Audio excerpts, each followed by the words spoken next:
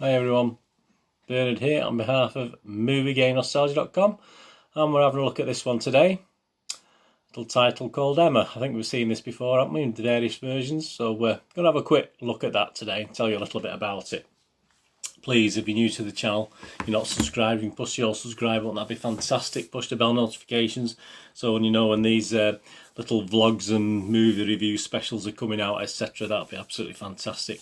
And please put your notifications to public as well. If they're set to private, you won't get the notifications, so a lot of people forget to do that. Anyway, so we're having a look at Emma. It's classed as a comedy drama. I didn't see a lot of comedy in it, to be honest with you. 124 minutes, so we've got 124 minutes, which is quite a lot. Directed by Autumn de Wilde and was written by Elena Catton and Jane Austen, based on the novel, of course, the 1815 novel of Jane Austen, set in Regency, England. About a young woman who likes to interfere a little bit, doesn't she, Emma? She sort of doesn't really concentrate on her own life particularly, obviously until things hit her straight in the face, but she does like to interfere in the love lives of others. Stars Anya Taylor-Joy, Johnny Flynn, Miranda Hart, and I see Miranda Hart in this, and Bill Nighy. Well, it's quite simple. We know the story, and I think if you're a big Jane Austen fan, you would probably look out for these sort of things anyway. I don't mind. I've seen, obviously, the 1996 version. Was it Gwyneth Paltrow in that one's one of my little favourites. I found that quite funny as well, which I didn't really. I'll go into a bit more my review of this Emma in a minute, but I didn't really find this particularly funny. Just more of a standard drama, to be honest with you. Is it any good? Well, we've got some little things here. If you look at the ratings, we've got a Rotten Tomatoes rating, positive rating on Rotten Tomatoes of 85%, which is pretty high. So 85% of their reviewers actually give it a positive review, which can be anything from like 6 upwards sort of thing. That was based on 191 reviews. It's got an overall average of 7.19 out of 10, which is really good. And Austen, what it goes on to say, the consensus is Austen fans find a solid match in this Emma. So quite positive on Rotten Tomatoes. The Metascore rating, the Metacritics, if we have a look at what they're saying on Internet Movie Database, these are the critics. I mean, they do range from 4 to 8.5 out of 10. I mean, a couple of the 4s is from Empire's Ian Freer, who says it should be delicious chocolate gâteau, but Emma makes heavy weather of Austen's charmer, delivering a totally uneven, mostly airless affair. Amy Heckerling's clueless Emma in the Valley remains the big screen benchmark. Obviously compare it to the modern version Clueless, which, yeah, I must admit I did enjoy that as well. A bit off the wall, that one, but I did enjoy that. Mark Kermode as well, who's quite popular from The Observer. He only gave it, when I say only, he gave it 6 out of 10, which is a watchable rating. In the lead role, Anya Taylor-Joy creates an admirably spiky character who is less likeable than some of her screen predecessors, and all the better for it. So that was quite a good gig. You do get that sort of image. She's not all nicey.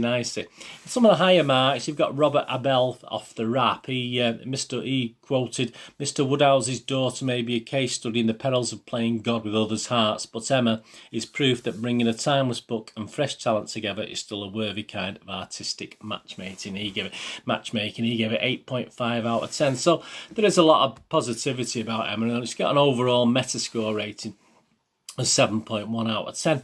As far as Joe Public's concerned, you and me, the Internet Movie Database people, have given it an overall rating of 6.8 out of 10, which is still quite good.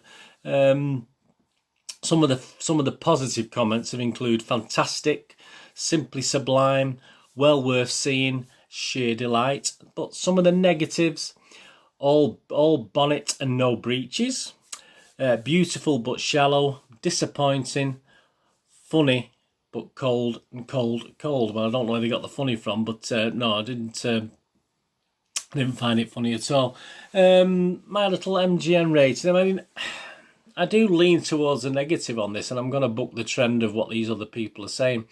I thought it was pretty well acted. I thought the actual actors made a good fist of it. I mean, they actually played their roles pretty well, but the script just was quite monotonous to me. I just found it, as I say, I didn't see any real humour in it.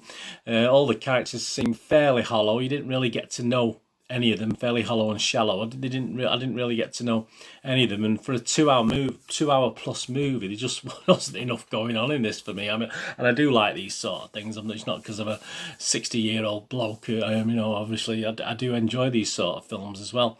And the last 30 minutes I did. And the last 30 minutes of the film, I quite upped its pace. It got a bit more interesting, obviously, when Emma's sort of quirky, sort of not the nasty side of her, but the darker side of Emma obviously was shown up, and obviously it got a bit more interesting in the last 30 minutes. Apparently it sticks. I've never read the book. I've never read the book, Emma. I'm not likely to go back and read the book Emma by Jane Austen, but it does. People have complimented on how well it links in with the book. But I must admit, if I'd been reading the book, I would have probably give it about 50 pages and put it down and gone on to something a little bit more interesting, because I found the whole thing a little bit bland, this version of Emma. As I said, Clueless is superb. That's one of my favourite films, Clueless, of when I had the video shop in the 90s and 2000s. I love Clueless. That was a great film, obviously based loosely on this and a modern day version.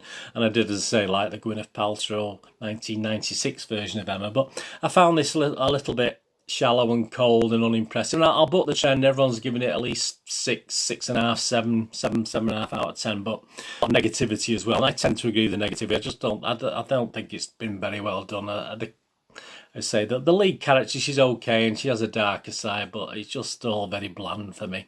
And I'm going to give it an MGM movie game nostalgia rating, just 5.5 out of 10. I nearly give it a 6 out of 10 for a watchable rating, but you know, let me know what you think. As I say, I wasn't overly impressed with this version of Emma, to be honest with you. So I'll give it a 5.5 out of 10, which is just below my watchable rating of 6. So I didn't like it. Let me know what you think. As I say, it's all opinions, isn't it? But hope you enjoyed it. And it superb sets. I mean, dress, you know, everything about it, the way it's set is superb. I mean, there's nothing wrong with the cinematography and the actual clothes and the various things. It's all very good, and how realistic it is to the time, I don't know, but it's superbly done, and the houses and mansions, etc., are superb to look at as well. So I love that side of it, but I just thought the story was a little bit bland, a little bit weak, to be honest with you. And to say, there wasn't enough comedy certainly in it for me as to be classed as a comedy drama anyway.